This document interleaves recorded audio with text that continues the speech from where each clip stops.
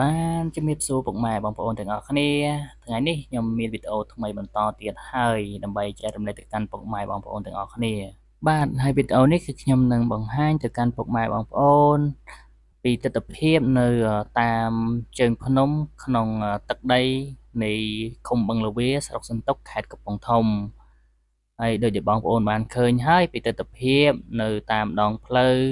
គឺមានចកាស្វាយចន្ទីជាច្រើនដូចជាបងប្អូនបានឃើញហើយនៅទិដ្ឋភាពនៅតាមផ្លូវនៃជើងភ្នំហើយភ្នំនោះមានឈ្មោះថាភ្នំរាំងហើយភ្នំហ្នឹងក៏ជាទីតាំងប្រវត្តិសាស្ត្រផងដែរដែលខាងបារាំងគេបានធ្វើជាទីកន្លែងសម្រាប់កសាងនៅព្រលានយន្តហោះផងដែរបាទអ្វីដែលខ្ញុំបានដឹងគឺខ្ញុំទទួលព័ត៌មានពីប្រជាពលរដ្ឋដែលគាត់រស់នៅក្នុង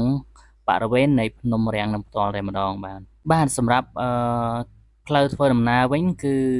ដូចជាពុកម៉ែបងប្អូនបានឃើញហើយវាមានរៀងពិបាកខ្លាំងណាស់សម្រាប់ការធ្វើដំណើរហើយបើសិនជាពុកម៉ែបងប្អូនបានធ្វើដំណើរតាមផ្លូវនេះពិតជាដឹងហើយបាទដោយសារតែវាមានផ្លូវឡើងនិងផ្លូវចុះចោតបាទ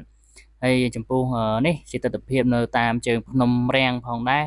យើងឃើញហើយពីទិដ្ឋភាពគឺស្រស់ស្អាតហើយណាមួយបើសិនជាយើងបានធ្វើដំណើរនៅពេលព្រឹកគឺស្រស់ស្រាយមែនទែនបាទចំពោះវីដេអូនេះគឺខ្ញុំសង្ឃឹមថាពុកម៉ែបងប្អូននឹងជួយគាំទ្រនៅសកម្មភាពរបស់ខ្ញុំផងដែរដែលខ្ញុំបានធ្វើដំណើរឬក៏ជាសកម្មភាពមួយដែលខ្ញុំបានថតដើម្បីចែករំលែកទៅកាន់ពុកម៉ែបងប្អូនទាំងអស់គ្នាឲ្យឃើញពីទិដ្ឋភាពនៅតាមទីជនបទដែលខ្ញុំបានចុះមកដល់ផ្ទាល់តែម្ដងចំពោះវីដេអូនេះគឺខ្ញុំធ្វើឡើងដើម្បីជាគោលបំណងសម្រាប់ការថតនៅ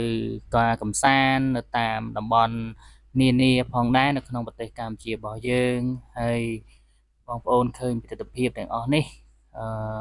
បងប្អូនគិតថាយ៉ាងម៉េចដែរចំពោះខ្ញុំគឺខ្ញុំឃើញពីទិដ្ឋភាពនៅតាមតំបន់ជើងភ្នំមានភាពស្រស់ស្អាតមែនហើយចំពោះទិដ្ឋភាពដែលខ្ញុំបានកំពុងតែចូលថតនេះគឺយើងថតផ្តិតទៅលើទិដ្ឋភាពនៅបរិវេណនៃជើងភ្នំហ្នឹងបាទហើយនេះខ្ញុំបានស៊ូមឲ្យឃើញអំពីទិដ្ឋភាពភ្នំជីផងដែរបាទហើយបងប្អូនដឹងហើយភ្នំជីគឺជាទីតាំងមួយដ៏ស្រស់ស្អាតមែនទែនដែលមានខាងបងម្នាក់គាត់ធ្វើមាតិកាគឺគាត់ទៅថតនៅទីនោះជាប្រចាំហើយចំពោះវីដេអូរបស់ខ្ញុំគឺមានតែប៉ុណ្្នឹងទេខ្ញុំសូមអរគុណហើយសូមជម្រាបលាផងដែរបាទអរគុណច្រើន